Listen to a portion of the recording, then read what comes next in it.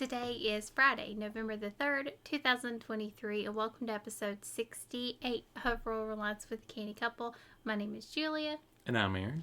We're a small homestead family in rural Southwest Virginia that work every day on being more self-sufficient, more self-reliant, and less dependent on outside sources.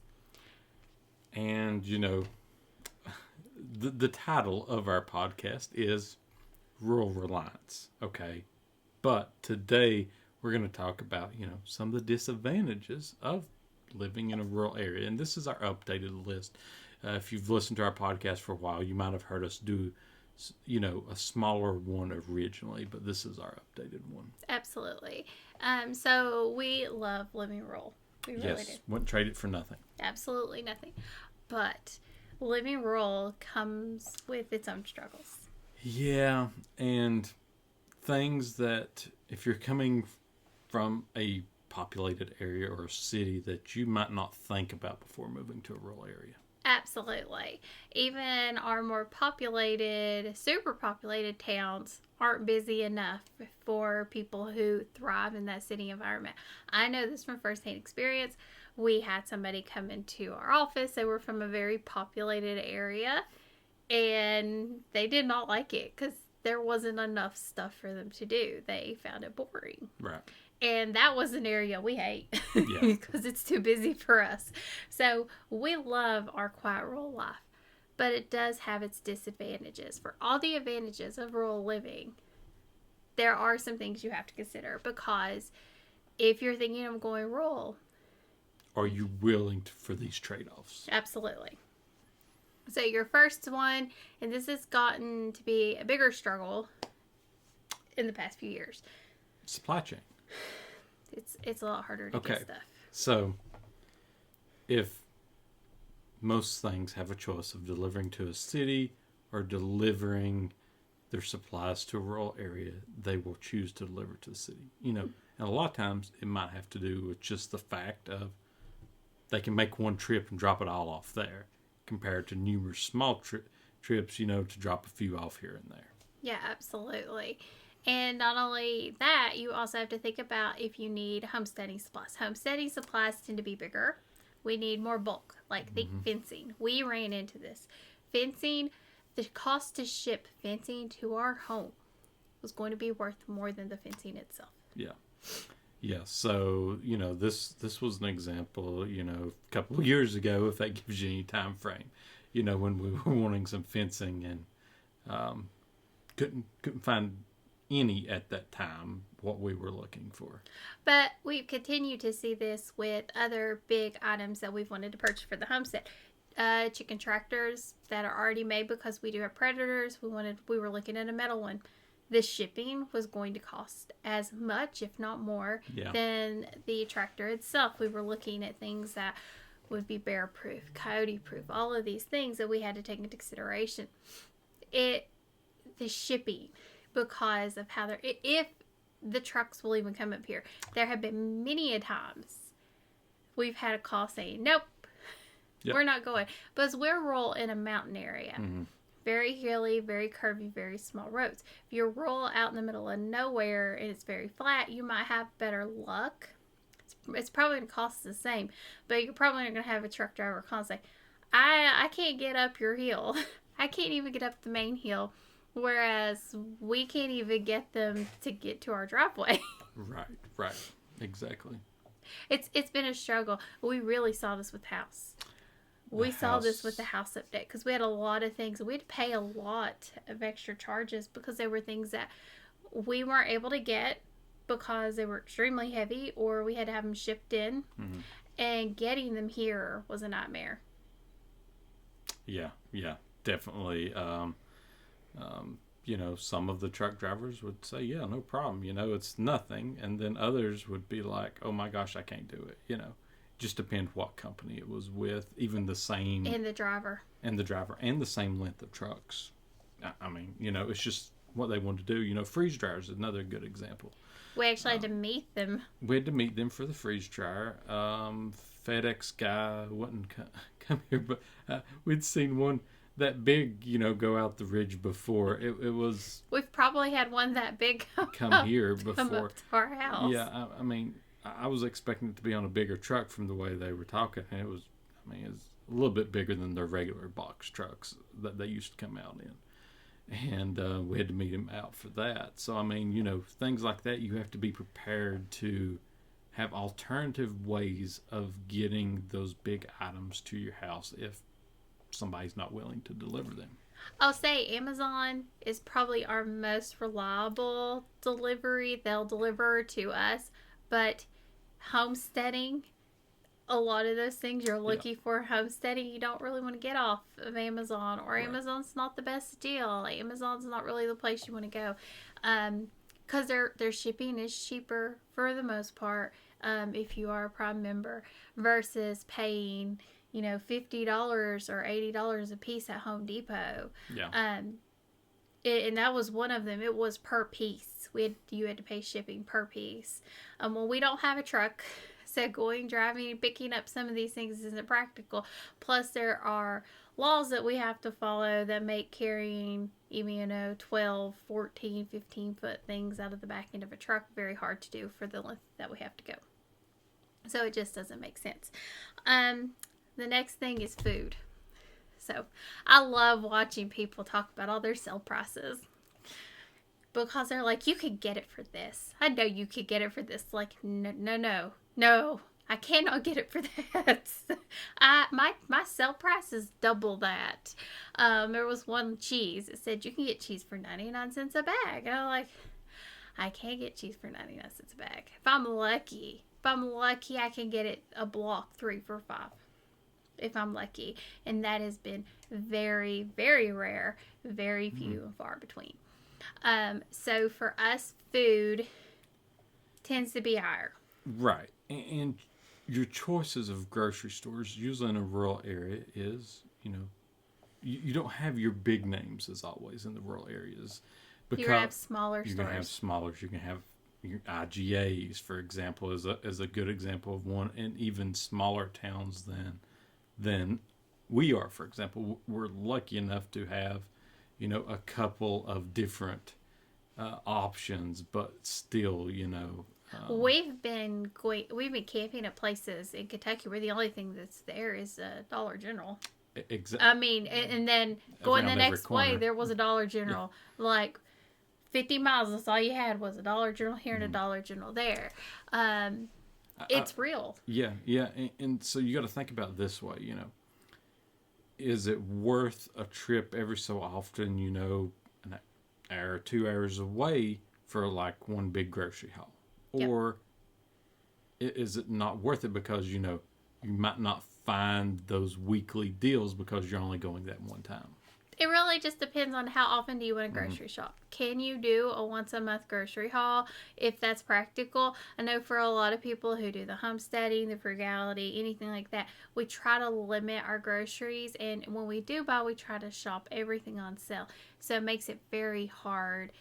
We are fortunate. We are. It's 35, 40 minutes for us to get to the grocery store. But we have 2 options.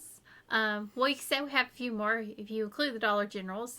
I don't really include them because for us they're higher for the most part on a lot of different things. We have found some good deals there.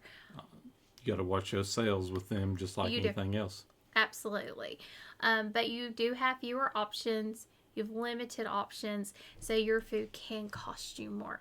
Not saying it always is, but for us, we have noticed when we watch these videos with other people who live in rural areas, their prices seem to be so much better than ours. When they have Kroger's and, other places, that do better on sales, or we can get to these places, but it's not worth the extra trip for us. We would much prefer to go to another rural town that's the other way and just as far and go shop there because it's not as busy, if you hadn't noticed. We like that quieter city and stuff. Longer drives. That's the next one. Yes. So, just like we was talking there, everything's going to take you longer to get to something. So let's start with... just coming off the mountain. just going to get gas at your local gas station. 20-minute drive. There. And then 20 minutes back. For us, and they could be even more depending on where you live. But we're just using that as an example. And that's not where we would get gas. Yeah. No. We wouldn't get gas there because it's more expensive. And because that place always floods and water gets in it too. But, that's a different story. Besides that, let's say taking your trash out. If you can't burn everything, if you live in a place, where you can't burn, how far is it? Do you have, waste stations that you have to take it to, or dumpsters, or the landfill that you have to take it to? How far, you're going to have to drive for all these type of things. And sometimes you have to look, and be like, okay, well, I need a truck on the homestead, but is it more practical to have like an SUV or something in between to get that gas mileage because you're living so far out in the rural area? You can do it. You can. We do it every day. A truck would be nice. It would be wonderful, but it's not a necessity. It's really not. That eco has saved us so much. We did buy a larger SUV. It's a little bit bigger than your normal one, isn't it? No. It's not. Well, it can do 3 seats. So it can do 3 sets of seats. And it's worked out really well for us. We can haul most everything we need in it. We've had a few issues like hauling soil. The water leaked out and we didn't know what was leaking out. But for the most part, we've handled it pretty well, managing with what we have. You don't have to have a truck, but it would be nice. And you have, like he said, with the gas, trucks are going to use more gas. I've never seen a truck with an eco. They do. They do now. They do on the newer ones, but still, it's not 25, 30 miles a gallon. Like you can get in some other things. It's still less than that. But from the distance to get to everything, your work, for example, it's to get to, for us to, if you wanted to even just work at anything besides a school, let's say, it's 20-minute drive one direction. School, you might be able to get it 15-minute drive if you want to work at a school. But see, that's not many options. Like if you're looking for factory work or skilled labor work, you're way more. Well, that one direction, about 25-minute drive. Toward Duffield. Yeah, toward Duffield. Yeah. But anything else, to the bigger city ones now, it's 30-minute drive at least. And that doesn't seem like a lot to a lot of people. But we're not talking 30 minutes in the city drive. We're talking, 30 miles, or more even. For example, to one of the larger towns, let's say, probably 45 miles, 45 minutes. You're racking up the miles as well on the type of vehicles that you have compared to whether you might be doing, 5 miles in the city for 30 minutes or something. Yeah, and it's exhausting. Yeah. It is exhausting, unless you like to drive. And I know a lot of people do. And that's like where you need to be a truck driver. Like, that's like the perfect job for you. Bad weather. This is probably one of the biggest struggles. Yeah, because in rural areas, you are the last one to have your roads taken care of. Power turn back on. Yeah, anything like that. So from the road perspective, if trees are down, you're probably going to have to cut the tree out yourself to get out. Or neighbor's going to get a tractor. Right. Usually it's, 2 or 3 people will come by with their chainsaws in their vehicle, and then you work to get that out of the road, because if you're waiting on the State Department, for example, you'll at least be waiting 24 hours. Our neighbors, anytime a tree has been down, since I have been here, I think I've only heard of the State Department getting 1 tree. That was a few months ago. And the only one. That was because it actually fell down in the middle of the night. And I think the school bus actually had to turn around and go back, so they must have called the State Department. So it's always been the neighbors. Somebody calls somebody else Yep. with a tractor and pulls it down. Even our side road here, Aaron wasn't able to get through it with the chainsaw by Oh yeah, himself. there was one. It was hard as a brick. He couldn't get through it, and this poor little lady was stuck. Yeah. I mean, there's like 10 people down this road. They can't get out. Yeah, I was waiting on the guy. They said he's coming with the tractor. I'm like, where is he? I was like, this thing ain't cutting. And they're like, oh. And we finally got there. He had to get another tree out of the road to get to us. It was that bad. Yeah. Your road conditions, trees down, power outages, Yeah. all of these things. Power outage is another great example because in the rural area, they prioritize higher communities, more people first. They try to bring power on for more areas first. So they're going to hit the cities or the suburbs of the cities before they get to the rural areas. You might only have like 5 or 10 people on that line. Yep. You're on the bottom. You're dead last on that list. You're dead last, you know. unless you have somebody who's on the board. Or works for the power company. That's about the only way that gets changed. So you have to be prepared for those and really think about the things that you want to have. That's why we really push for shelf stable. And with our food, we're trying to get down to 1 freezer, 1.5 freezers, not have as much dependency on a freezer. We did get down from 2 to 1. Yep. Which has been amazing. But it is important to really think these things through. Not saying you can't do it, because we are setting up solar, so we have an additional backup. I would say it doesn't, for us right now, power outages in the winter are not going to hurt nearly as bad as they used to because of the stove, and we have all of our other preps on point. Yeah, it's because we've prepped over the years for the days without power. Yeah, especially in the winter. Yeah. It's the summer ones that are worse. That are harder to deal with because it's harder to cool than it is to heat, Yes. To keep your freezers cold, to not let everything get too hot in that perspective. So we can manage, and we have, but it's just one of those things. And the other part of this is water. If you are on well water, which if you live out in the middle of nowhere, that's a very real possibility. You will be. Or spring or something, you're going to be, relying on some sort of power to possibly get that. More than likely, unless you're, want to go old timey and, have the bucket out there that you're pumping it into. Right. But, so like city water, chance of you having city water in a rural area is extremely low. Exactly. So you need to make sure you have that figured out. If the property you're looking at does even have water, how many episodes of Homestead Rescue have we seen where they don't even have water? That's something you got to look at first. You better make sure you can get water. We are fortunate we have water. Mm-hmm. And if we did our well dried up, we could go down. We could go down another 300 feet if we had to. Yeah. So we do have that option. If we needed it. But man, it's crazy. Water is so vital, especially on a homestead. Rain catchment systems, all of these things are so important. And that's where we are lacking. We know rain catchment systems are where we're lacking, but we're really going to work hard to get this back on point. Yep, for next year. We are.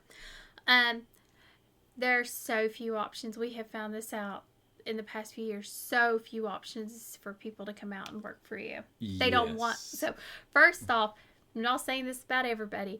There's a lot of people out there who just don't want to work. Yes, but I mean, if you're looking for a specialist, like let's say an electrician, a plumber, anything like that, they stay. The ones that are still doing it or starting up are in the cities. They don't, hey, I could do 2 in the city by the time it takes me to go out and do that 1 in the country. It's harder to get people, or you're going to be on a longer wait list. Okay, I'll get to you in a week or something, Or for us, where the harder part is, so, we're rural Southwest Virginia. All of the people are on the Tennessee side where the towns are. So they're not licensed in Virginia, and they don't want to come to Virginia and do work. So it's harder to find somebody on the Virginia side for us to get anything like that done And when we do find somebody, they're usually really booked up. for a And long time. we're on a wait list. Yep. That's a huge thing because they're good at their job. They're booked up because everybody's calling them. They need it. Mm-hmm. I remember when we were getting our water pump, we Yep. had to wait for them to come out. Then we had to wait again. Mm-hmm. It was a long wait period, but we managed. And but we have to wait for them when they get here. I mean, that's the only option you have. It's really the only option. So we have like one option for everything, and it's just a struggle. It really is. Yeah, and it just goes into other options that are super limited is your utilities. Absolutely. Okay, power. You're probably going to have one power company that delivers to you. You're not going to have the choice, to do between multiple power companies to shop for the best prices. You're going to take whoever can give you that power. And you're going to pay more. And you're going to pay more. You're going to pay a lot more. Telephone. Not many people have home telephones these days, No. but if you do, you're just going to have one option usually for that as well in a rural area. But a lot of times you might want a home phone still in a rural area because You don't have cell. you don't have cell signal. So with cell phones, you might get lucky in a rural area and that you can either set a booster to get something from somewhere, or you might have one carrier out of the many that you can actually, get cell signal at. We have found Mint Mobile works really well for us. It works Yes. better than any of the others have. It's not perfect. It only goes up to a certain point, and it's still sketchy.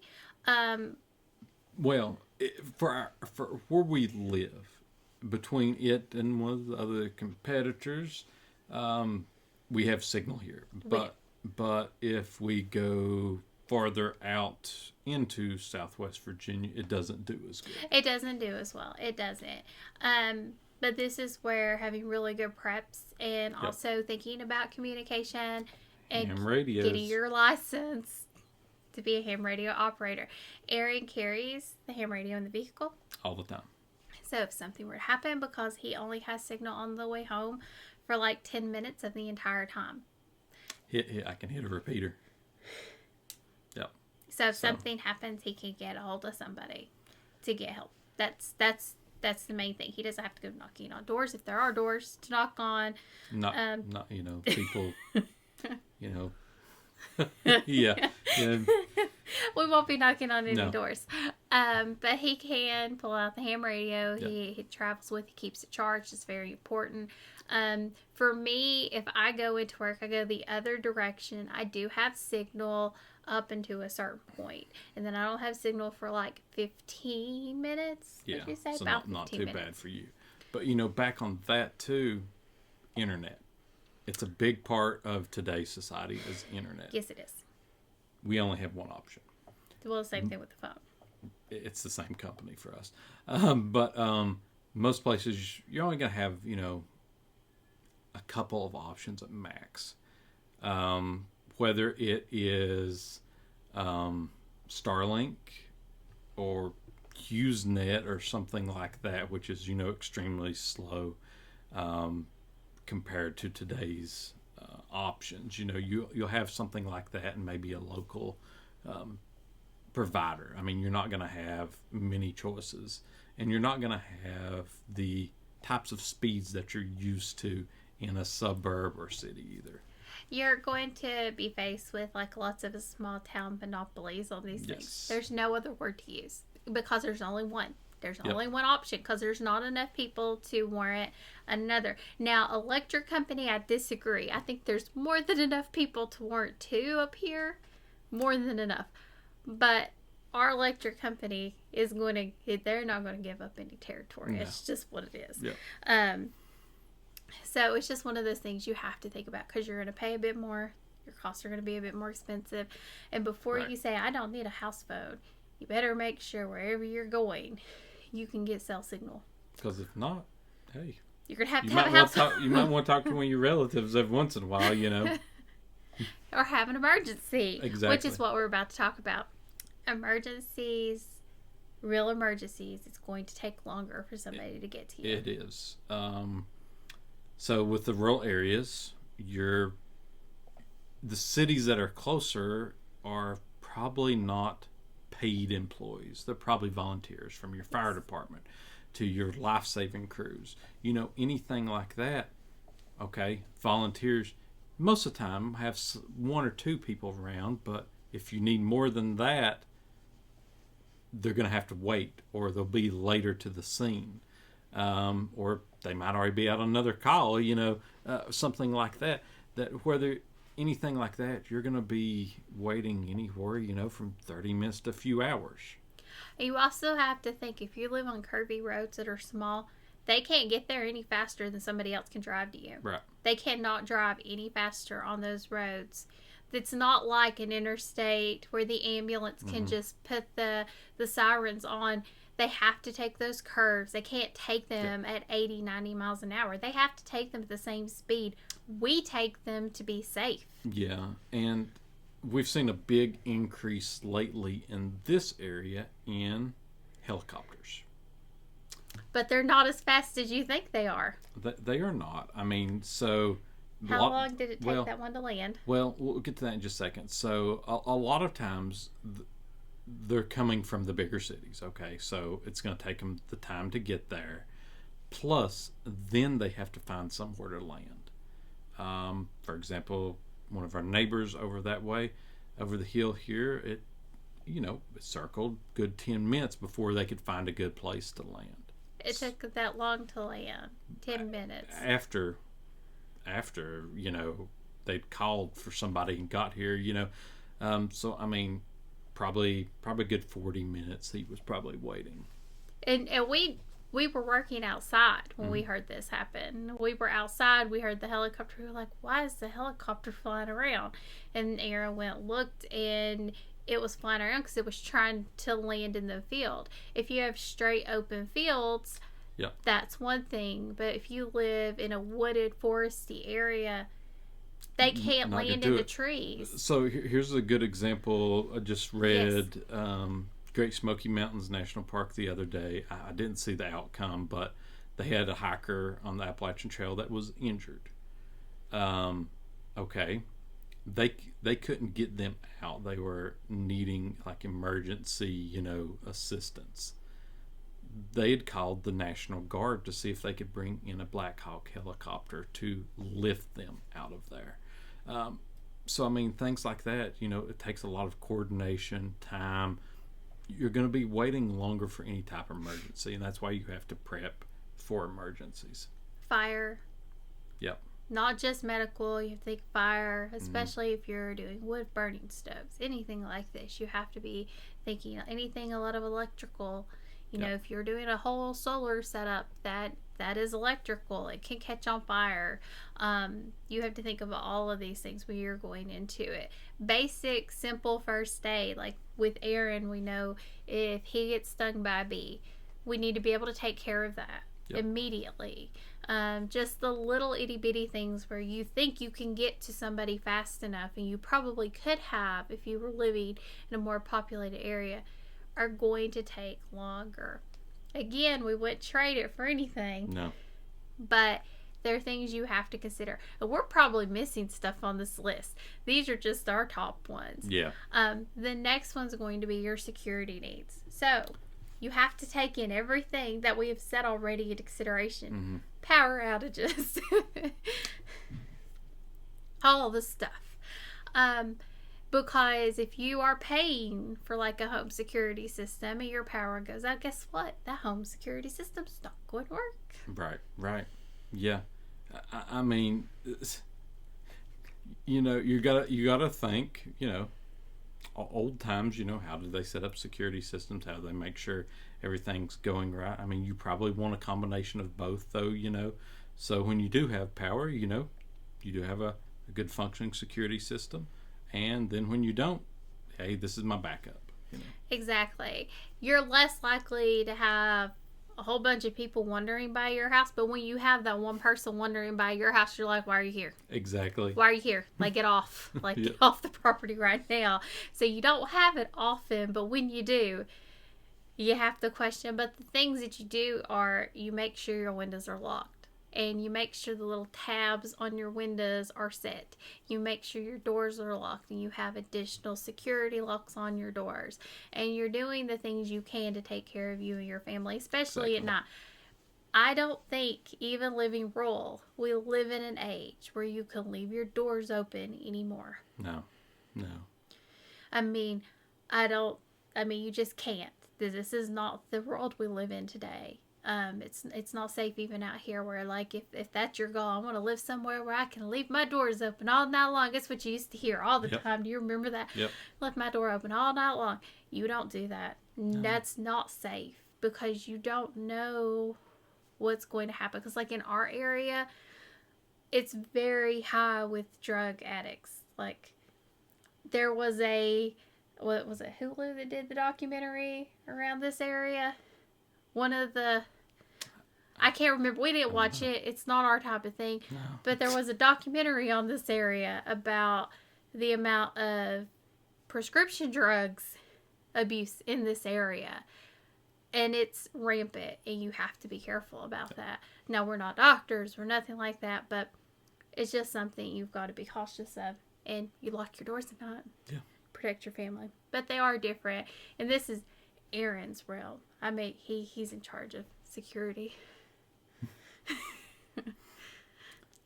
Okay, what's next? That was it. Oh, we don't have any more? That was it.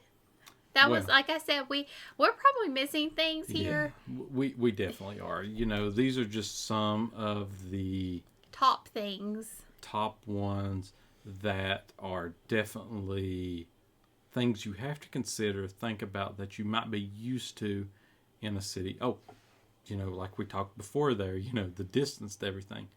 You're not going to be able to walk to the grocery store. You know, you're going to have a car. Something. And no bicycles. You can't bike. Electric, maybe. But, there ain't no way. but you're going to be riding on the same roads with, you know, the vehicles. So you got to think about it from that perspective that, you know, there's no bike lane, you know, in a rural area.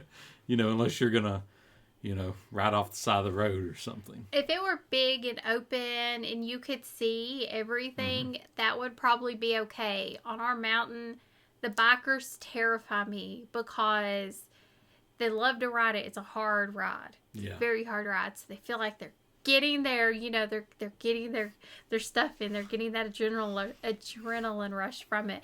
But you can't see them around the curves. You can't see them. Till you ride upon them. I'd be scared to death. Yeah. I'd be scared to death. Doesn't matter what safety gear they're wearing, you can't see them. It's just the other thing to consider. Yeah, I mean, like we were saying, you know, you got to think, you know, you're going to spend more money on travel. You're going to. The land might be cheaper, but I can tell you right now, the land has gotten super expensive for everybody. And you've got to have more preps on hand because of you are rural, you know, power outages. You're going to need something to keep warm with more than you are in the city, you know. I mean, a tiny home might work. Like out here, it might, but you would be hard pressed. Like for me, I don't know how it would work because I would need. She can't. I could not do tiny home. I couldn't do that because I need space to put the stuff that we need to have, the extras. I need to have a place for all the extra water we're going to need. I need to have a place for all the extra food we need. I don't think a tiny home would suit me because it would freak me out. But I'm sure, like, if it was like one person, maybe. Yeah. It'd just be hard. But I will say, with all of this, it all works together. If you notice, we talked about emergencies. We talked about power outages. All of this stuff coincides together. You're just thinking about it in layers. It's like peeling an onion. You take off one layer. Okay, now here's another thing we have to think about. You peel off another layer and another. It's not all fairy tales living in a rural area, I guess you could say. Sunshine and roses. Right. It's not. But it is one of the most peaceful and relaxing. When you're not so busy and you can actually take time to enjoy Yep. looking at your front door, working in your garden, working in the woods, doing the things that you love to do. It is one of the most peaceful places, and it can provide so much for you. It really can, Definitely. depending on where you are, where you're thinking about. But it's just, you have to really think, and you have to really take inventory. And jumping into something without doing that is not a good idea. No. But we are your planning homesteaders. Everything is planned out. Everything has to be planned out. We can't jump in head first. We're going to go feet first and plan it out. Yeah. To get there, we're going to dip our toe in before we jump straight forward, because without the plan, for us, it doesn't work. Now, there's a lot of people who are very successful jumping in without knowing. But I would say there's just as many people out there who jumped in without knowing that were not successful and got in way over their head. Yep, definitely. Any final thoughts for you? Just, it all works together. It's all like one big knitted blanket. Just for me is, take into consideration, how far your travels are. If you're looking for a rural area, think what is the max distance you want to drive for work, for example, or what's the max distance you want to go to the grocery store, when you need to. Things like that. But at the same time, it does have a lot of benefits as well. Absolutely. Don't let it deter you. No. Find a way. Maybe find another rural area. You could find a rural area that's not so far away. Like, we just don't like to drive to the bigger cities. That is not fun for us. No. That is stressful. The traffic, the people, all of it is just... That's too much. It's too much. We prefer the quieter towns, which is why when we go shopping, we go to a little bit of a bigger rural area that has a few more places, and it works better for us. Yes. It just is how we tend to roll. So don't let it deter you. There are options. Just be aware. Like, don't think you found this perfect piece of property and be like, oh my God, it's the best thing ever. But it's 100 miles away from anything, and think that that's going to work for you. Yeah. Especially, like, don't take into consideration, is it just you? Do you have kids? How many animals are you going to have? What kind of animals are you going to have? Are you going to need a vet? Are you going to need all these things? Yeah, very true. But if you have anything you want to hear in future episodes, any comments, questions, send that over to thecannycouple@yahoo.com. And then go over and check out our link tree, which has all of our other links to all of our other content. And if you're listening to the podcast, we also do the video version of this on YouTube. And as always, thank you for joining us on Rural Reliance with the Canny Couple, where we work hard, live simple, and enjoy life. Have a wonderful day.